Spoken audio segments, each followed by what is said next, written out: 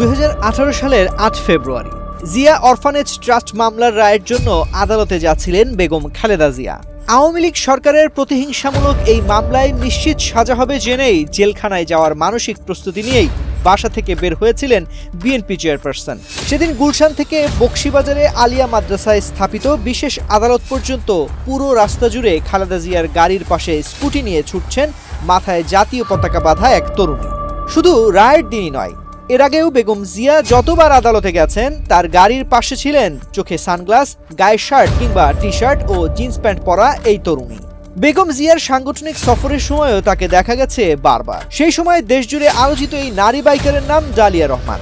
বিষয়টা অ্যাকচুয়ালি তো কোনো কিছু প্ল্যান করা ছিল না, আমাদের সময়ের প্রয়োজনে যখন বারবার ম্যাডামকে বিনা অপরাধে স্বৈরাচার শেখ হাসিনার কবলে পড়ে যে হাজিরা দিতে যেতে হতো, যেটার জন্য আমরা ওনার সাথে থাকার চেষ্টা করতাম।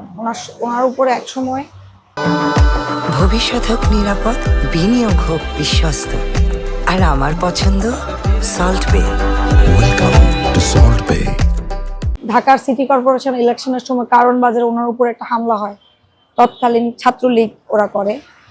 তারপর থেকে মূলত আমাদের মধ্যে ওনাকে আমাদের প্রিয় নেত্রী দেশনেত্রী বেগম খালেদা জিয়াকে যে অক্ষত রাখার একটা চেষ্টা আমাদের মধ্যে চলে আসে। আমরা যারা তখন ছাত্রদল করি বা করি, আমাদের সাথে সবাই তখন আমরা আসলে ওনার সাথে নেমে যাই। উনি যখনই যেখানে যেতেন আমরা যেভাবে পারতাম ওনার সাথে থাকার চেষ্টা করতাম। আমি হয়তো একভাবে থাকতাম, একটা সময় এটা খুব নিউজও হয়ে যায়, অনেক বেশি ভাইরাল হয়ে যায়, যেটা অ্যাকচুয়ালি ভাইরালটা আমি কখনো হইতে চাই নাই, বা বাংলাদেশের মতো জায়গা থেকে ভাইরাল হওয়াটা কিছুটা রিস্কি। মূলত ওনাকে সুস্থ রাখার জন্য, ওনাকে আবার যেন স্বৈরাচার শেখ হাসিনার হামলার শিকার না হইতো, হেলমেট বাহিনীর হামলার শিকার না হইতো, এটার জন্য আমরা জাস্ট ওনার সাথে থাকা, ওনাকে প্রোটেক্ট করার জন্য। মূলত আমরা যেই সময়টাতে আমরা যখন এরকম ওনার সাথে থাকছি, যাচ্ছি, করছি, ওই সময়টা ভয়ের জায়গা ছিল না। আমাদের একটাই তখন আমাদের চাওয়া ছিল, আমাদের দেশ নেত্রী বেগম খালেদা জিয়াকে আমরা মায়ের মতো ভালোবাসি, মায়ের মতো বিশ্বাস করি, ওনাকে আমাদের অক্ষত অবস্থায় রাখতে হবে, ওনার পাশে থাকতে হবে।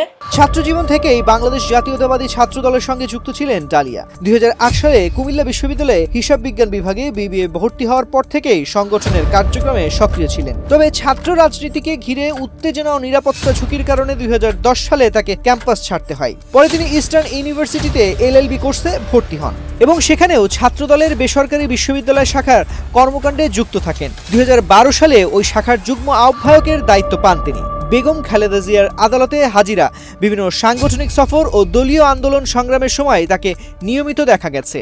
সেই সময় সামাজিক যোগাযোগ মাধ্যমে ছড়িয়ে পড়া ছবি ও ভিডিও তাকে তৃণমূলে পরিচিত করে তোলে। যা করেছি আমাদের দেশনেত্রী বেগম খালেদা জিয়ার জন্য, এটা করার পরে আমি যতটুকু শক্তিশালী হয়েছি তার পুরো শক্তিটা দিয়ে এখন আমাদের বাংলাদেশের যে অভিভাবক প্রধানমন্ত্রী জনাব তারেক রহমান, ওনার জন্য সেই ভূমিকাটা পালন করতে চাই আরো বেশি করতে। বাংলাদেশের মানুষ দেখিয়েছে বিএনপি কে কত বেশি ভালোবাসে, এটা ভোটের মাধ্যমেই আসলে প্রমাণিত হয়েছে।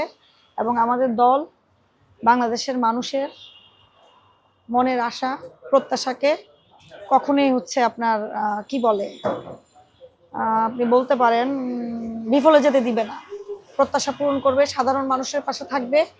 এটা দল থেকে আমারও প্রত্যাশা, এবং আমরা দেশবাসীর কাছে বলতে চাই, আশা করি আপনারা আমাদের দলের থেকে ভালো কিছু পাবেন। বেগম খালেদা জিয়া কারাগারে যাওয়ার পর আন্দোলনের কঠিন সময়গুলোতে অনেকেই আড়ালে থাকলেও ডালিয়া রহমান রাজপথে সক্রিয় ছিলেন।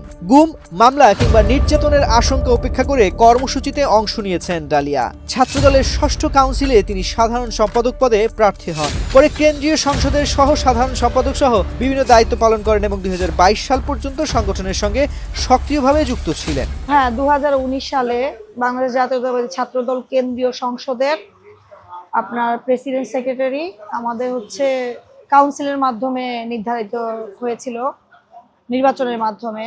আমি তখন একমাত্র নারী প্রার্থী হই, সেটা সাধারণ সম্পাদক পদে, সেক্রেটারি পদে। এবং আমার সাথে আমার সহযোদ্ধারা সবাই ছিল, প্রেসিডেন্টও ছিল আপনার পুরুষ সহকর্মী, আমার সেক্রেটারিও ছিলেন পুরুষ সহকর্মী, আমার সাথে যারা প্রতিদ্বন্দ্বী করেছিলেন। আমি সারা বাংলাদেশের জন্য ঘুরি, সারা বাংলাদেশ বলতে সারা বাংলাদেশ, প্রত্যেকটা বিভাগের প্রত্যেকটা জেলা আমি তখন বিচরণ করি। তখন আমার কাছে আমি একজন নারী সেটা কখনোই আমি বোধ করিনি, এবং আমার সংগঠনও সেটা কখনোই আমাকে বোধ করায়নি যে আমি একজন নারী, আমাকে নারীর মধ্যে রেখে দিতে হবে। আমি তখন কাউন্সিলের প্রতিদ্বন্দ্বিতা করি সবগুলো ছেলে মানুষের সাথে। পারিবারিকভাবেই জাতীয়তাবাদী রাজনীতির আবহে বড় হয়েছেন ডালিয়া। আন্দোলন সংগ্রামে সক্রিয় থাকতে তাকে প্রতিনিয়ত অনুপ্রেরণা জুগিয়েছেন মা বাবা। তার কারণ হচ্ছে আমার পরিবার রাজনৈতিক পরিবার, আমি একজন বীর মুক্তিযোদ্ধার সন্তান।